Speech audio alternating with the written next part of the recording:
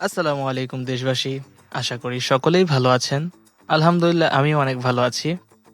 তো আজকের গেমটা খুবই ইন্টারেস্টিং। কারণ আজকে আমি ডিয়াগো ফলেন, যেটা আরো আগে আমি অনেকবার ম্যাচে ব্যবহার করতাম। কিন্তু পরে আমি এটা ব্যবহার করিনি, অনেকদিনই রেখে দিয়েছিলাম। তো আজ হঠাৎ আমি আবার ডিয়াগো ফলেনকে ব্যবহার করা শুরু করলাম। আর আজকের এই ম্যাচে ডিয়াগো ফলেন যে পারফরমেন্সটা করেছে তা একদম মাথা নষ্ট। তো আমি যখন অপোনেন্টের স্কোয়াডকে দেখলাম অপোনেন্টের স্কোয়াডে মানে অপোনেন্ট যেভাবে তার ফরমেশন করেছে সেটা হচ্ছে ক্রস ফরমেশন। আর অপোনেন্টের স্কোয়াডের সবই ভালো ভালো প্লেয়ার ছিল। ডেম্বেলে ছিল, ব্যালেন্ডর ডেম্বেলে, আবার ভিতিনিয়াও ব্যালেন্ডরেরটা ছিল।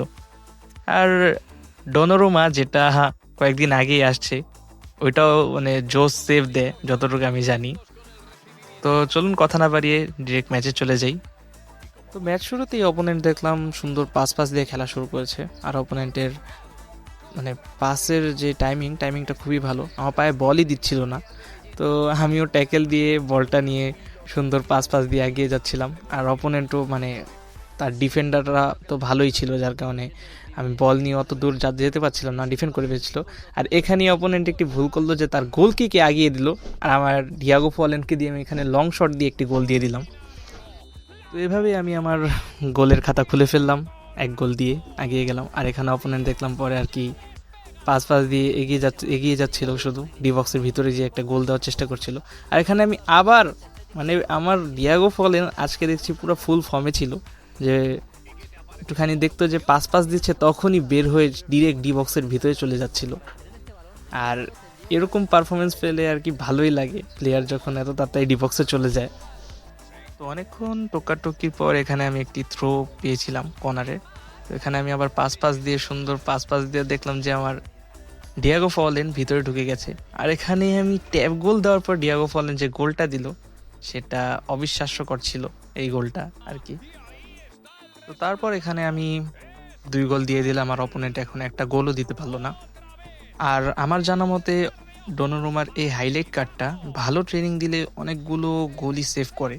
কিন্তু হয়তো অপোনেন্ট এখানে ডনোরুমাকে ভালো ট্রেনিং দেয়নি, যার কারণে এই ডনোরুমা সেভ করতে পারছে না। তো এখানে আমি আবার মানে ডি বক্সে ঢোকার ট্রাই করলাম। আর আমার গ্যাব্রিয়েল বাতিস্তুতা এখানে সুন্দর করে ডি বক্সে ঢুকেই একটা শট নিল। আর অপোনেন্টও গোলকিকে আগিয়ে দিয়েছিল, যার কারণে এখানে আমার গোল দেওয়া একদম সহজ হয়ে গেল আমার জন্য। তো আমি যখন এখানে 3 গোলে এগিয়ে গিয়েছি, আমি উপরে চেক করে দেখলাম অপোনেন্টের নেটও ভালো আছে। আমি ভাবলাম যে অপোনেন্টের নেট ভালো অবস্থায় অপোনেন্ট এত বাজে খেলছে কেন। আবার আমার কাছে লাগছিল যে কোনামি হয়তো তার সাথে স্ক্রিপ্টও করতে পারে।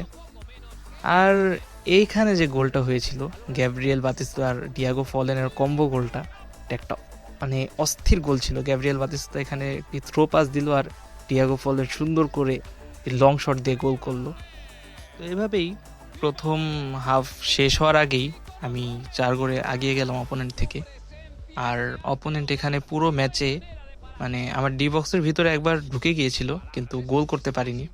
সে ভালো একটি শট দিয়েছিল ডেম্বেলেকে দিয়ে, কিন্তু গোলটা হয়নি, সেটা গোল বারে লেগে ফেরত চলে এসেছে।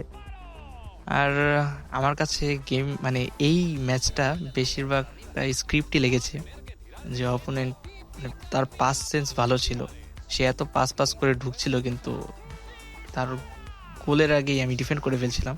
কিছুটা আমার কাছে স্ক্রিপ্ট লেগেছে, আর কিছুটা লেগেছিল আপনার স্কিলের সমস্যা হয়তো।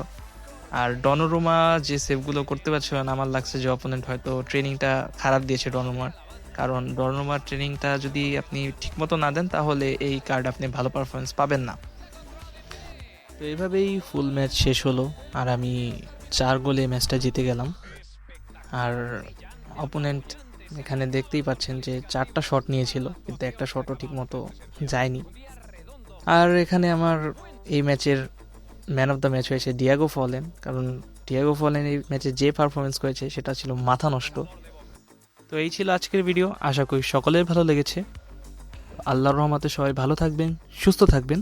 আল্লাহ হাফেজ।